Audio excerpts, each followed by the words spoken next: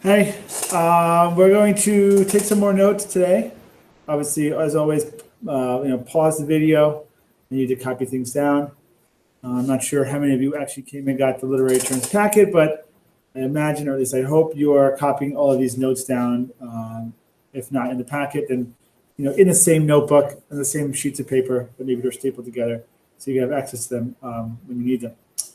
I'm not going to have an assignment that goes along with this per se, but we're going to be covering conflict, which you have a slide about conflict on your AR presentation, and upcoming assignments will have to be we'll be talking about conflict and imagery, and also, as for all the notes, there will be notes, or I should say quizzes and things related to these assignments. So that's how it will grade whether or not you got these notes. All right. So we're moving on from all summer today, similes and metaphors, and we're going to be reading. Actually, not going to be reading. We're going to be watching Edgar Allan Poe's *The Telltale Heart*, and I guess we'll get right into it. Imagery. Okay, pause the video. Copy the definition of imagery. As it says here, imagery is the author's use of language that appeals to the five senses. In case you don't remember the five senses: hearing, seeing, tasting, touching, and smelling. The author appeals to these five senses in order to help the reader imagine exactly what is being described. In a nutshell, as it says there at the bottom, it's something written with a really great detail and description. Detail and description so great that you can imagine it, right? Imagine. The imagery has the word image in it. Image means picture. We're creating pictures in our head based on the descriptions. Okay. What sense do authors focus on most when writing? I think it's pretty clear that most of the time they're focusing on, visual imagery. They're painting the visual images in your head so you can know what the characters look like, what the setting looks like, what the actions that are happening in the story. They're describing all these things to you so you can imagine the picture in your head as to what's happening. Okay, but there are, other modes of, I guess there are the other senses that authors can appeal to. I keep saying that, if the fantastic film Ratatouille was a novel, that, the author would probably focus most on taste. It's a story about a chef and food. So obviously they're probably talking about taste the most. We'll be watching. For the sake of time, we're not going to read the text, although I can send it out to you for those interested. But you'll be watching a short film depiction of Edgar Allan Poe's *The Telltale Heart*. And obviously, this is a master storyteller, and he very much describes the way things look. And there's moments that are very clear that you can visualize, I can visualize very clearly. But he also focuses on hearing in this short story.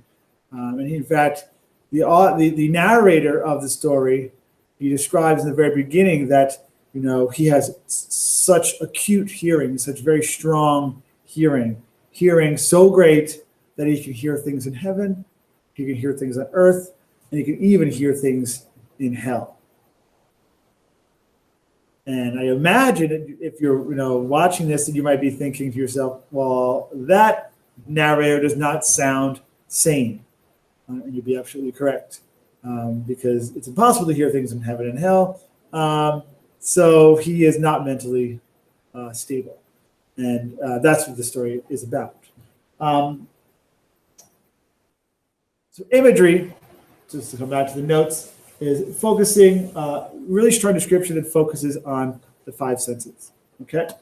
I lay in my bed and took another minute to enjoy the moment. I breathed in the warm, sweet aroma of the freshly cut grass, as well as the slight hint of skunk spray from deep within the woods. I could pick out the scent of Emery's dirty diaper, his sweaty little head, and the baby powder on his changing table. The heat compounded these smells and doubled the fragrance. So ask yourself, what sense is the author focusing on in this scene? Right? Smell. So let's talk about how things smell. So that's the imagery that the author is focusing on, the sense of smell. The tree along the path were set ablaze with the bright oranges, reds, greens, and yellows of leaves that were about to begin their descent to the ground. They quivered and danced in the warm breeze of the early morning sunlight. What sense is the author focusing on here? Sight, right? The colors and the way the things are moving. So it's sight. All right, next we're going to talk about conflict. As I said, this one's pretty big. This one's pretty important going forward. This is sort of the backbone of storytelling to a degree. Conflict. You know conflict as sort of, a fight, an argument. And, you're not wrong. In literature, conflict, it's a struggle or a problem that arises in the story. You can pause it to copy this down. The struggle or problem that arises in the story. Without a conflict, there is no plot. You have to have a conflict. You can have a minor conflict. That conflict can be like, I lost my pencil. I need to find a new one before next period. Okay, that's a conflict. It's minor, doesn't really matter in the grand scheme of things, but you can write a story about that. It can be major. We have to stop, the evil wizard from destroying New York City with his magic spells. To run an example. But that's a major problem. It's to save humanity, or at least the population of New York City. So that's major, okay? Major, minor, you have to have a conflict in the story. And there's different types of conflict, okay? There's two categories. There's internal and external. External, I imagine you understand and you know. External means outside, right? This is the external view of a dog. Internal means inside. This is the internal view of a dog, right? We have internal organs, as does this dog. Internal means inside, external, outside. So there's external conflict. Copy this down, pause, welcome back. External conflict is when another character or outside force causes problems for the main character, okay?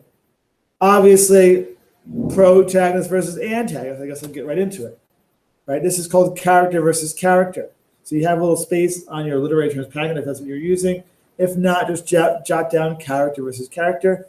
You don't have to get the definition. It's just the protagonist has a conflict with another group or another character. And as I said, character or antagonist versus protagonist. For example, All Summer in a Day, Margot versus William. Margot versus the other school children. It's characters versus character, okay? Bart versus Homer. Kylo Ren versus Rey. Darth Vader versus Luke Skywalker. Think about any of your favorite movies, any of your favorite books, and is there a character versus character conflict in there? The other external conflict, as it said in the definition, it's an outside force. Well, what's an outside force? Well, nature is an outside force. Character versus nature is another type of external conflict when the protagonist is struggling against the forces of nature. Okay, that could be a storm, right? It could be a tornado, an avalanche, a hurricane, anything, right? Anything that is, a volcano, a typhoon, a monsoon, a tidal wave. All of these things are forces of nature that would cause a problem for a character, right? It could also be just like survival in general. There's the book Hatchet. Brian's plane crashes and he has to survive in the woods by himself. He's fighting against the force of nature to stay alive. There's a newer book called Raft, where Robbie is a young girl who her plane crashes in the middle of the Pacific Ocean and she's stuck in a raft and she has to survive. So that's character versus nature. And of course, any story where the characters are fighting against, a specific animal, whether it's a bear or a dog. One of my students brought up The Sandlot, right? The kids are fighting against that big giant, the beast, that big dog. So that's character versus nature. And of course, Jaws is another great example, if you've ever seen that. The final type of external conflict, for our sakes anyway, is character versus society. This is the protagonist has a strong belief against the government, against the laws, or the beliefs of the majority of the community. And I will have some literary examples, But I think the strongest example of this was a real person, somebody we all have learned about in elementary school, Dr. Martin Luther King, right? Perfect example of character, although obviously a real person, but character versus society, okay? We learn now about how wonderful Dr. King's message was and is, and we learn about what a great man he was, and all this is true, but we don't often learn about, how at the time he was, not well loved. He was not well liked by the majority of people, certainly in the South. Okay, he was battling against society. He was battling, and of course, he is sort of the figurehead of this movement, of the civil rights movement. But there was, several people that were marching right alongside him for civil rights. But he is a perfect example of fighting against the norms of society. Not only did he fight against the local governments, of the cities and villages and counties, but also the state governments, and even to a degree, the federal government, but also, just the groups of people and the norms of society. He was saying, Black people need to have the same equal rights to vote, to marry who they want to marry, to own property, to walk in whatever establishments they want to walk in. And the majority of society, again, particularly in the South, said, no, that is not true. That should not happen. So he is battling against the norms of society. Okay? Character versus society. In literature, we have Katniss Everdeen from the Hunger Games. She would be considered sort of a peasant, of the lower class, and the government and the upper class, rule everything. And, she is saying, well, this isn't right. The way we live is not the right way to live. We will start a revolution, and we'll make sure that, all the people have power and not just this very small group. We'll skip that, and we'll go to internal conflict. So internal means inside, so I'll pause. You'll pause this video, copy this down, and we're back. Internal conflict is when a character's struggles are coming from within them, okay? And that can mean a variety of things. These struggles can be with identity, and that's sort of a loaded idea nowadays. So that could mean sexual identity, that could be gender identity, that could just be sort of personal identity of like, who am I? What am I all about? What do I stand for? Where do I fit in? What type of person am I? And to put it in sort of junior high, terms, am I a person who cares about my grades? Am I a person who wants to be sort of like a jock and sporty? Am I an artist? Am I into music? Am I a fan of different scenes? Am I a skateboarder? Things like that. So that could be identity issues. It could be moral issues. Similar to identity.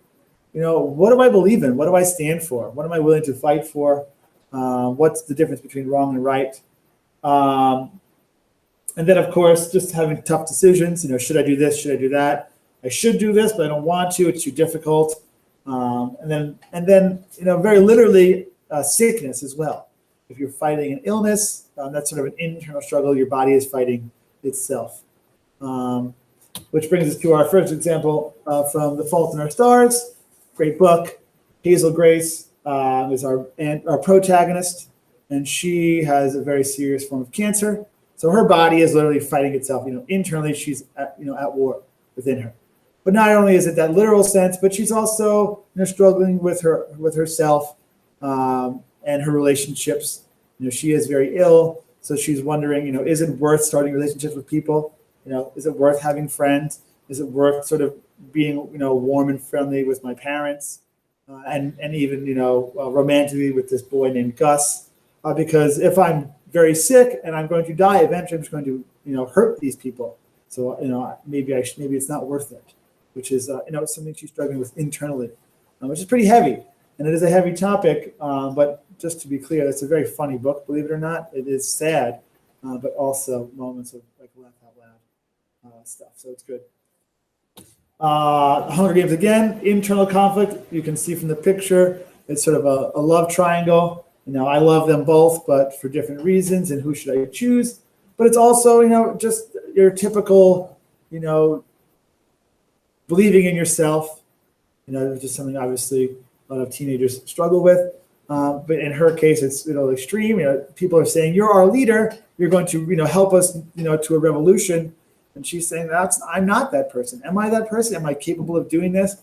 So she is struggling internally, and that brings us to the narrator of the short story, "The Telltale Heart."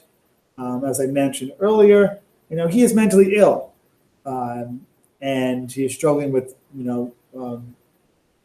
this internally. So, perfect example. I will post an Edpuzzle about this. It'll be a short film about this story. I guess along with it, I'll post the text for anybody who's interested. Just a little bit of a warning that it's very silly and it's very bad special effects. It is very clearly like computer generated, but there was a moment of slight gore, and if that is something you're don't want to look at, then just email me and let me know. Okay. But one more question, right? We can talk about conflict in A Long Walk to Water, something we've all read. Internal conflict, external conflict. My point is that it's both. Okay. A story can have multiple conflicts. The external conflict in A Long Walk to Water, is it character versus character? Are two characters fighting against each other? Not really. Is it character versus society? Yeah, right. It's the war going on is from the government trying to enforce or impose a religion on the people. Somebody in my class brought up, well, it's also like two societies, the Dinka versus the Newer, which I thought was a great idea. Is it character versus nature? Yeah, right. It's just for the fighting for survival as Salva crosses the African wilderness. And then, of course, there is an internal struggle as well, internal conflict. Salva fighting, to stay alive, and not give up. Oftentimes he says, I want to give up, but I can't. When will I see my family again? I'm going to keep walking. His uncle keeps saying, 1 foot in front of the other. Don't give up. You got to persevere. Hope is a powerful thing. So this is sort of internal struggle he's dealing with as well. All right. So that's conflict. That's imagery. These things are going to be important, for the rest of this year, but also, for the rest of your high school career. All right, let me know if you have any questions. I'll post the Edpuzzle soon, and I will see you later. Bye.